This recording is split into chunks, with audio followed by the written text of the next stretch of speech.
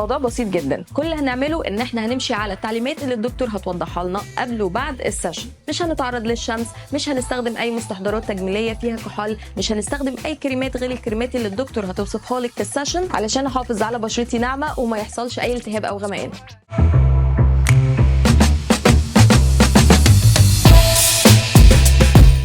بالعكس تماما، الليزر هير ريموفل هي اكتر حاجه بتسيف يور تايم ويور ايفورت، وبتديكي نتيجه بتدوم لوقت طويل جدا، وتكستشر اوف سكين بيبقى احلى بكتير قوي.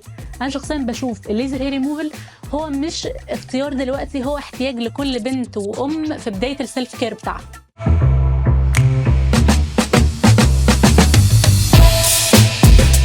الليزر امان جدا مع الحمل، نقدر نعمله ونتابع الجلسات بتاعتنا كل شهر، لان شعاع الليزر نفسه بيوصل للطبقه السطحيه من الجلد او بصيله الشعر، فما لهوش اي اثار جانبيه او كومبليكيشن ممكن تحصل لا قدر الله للجنين.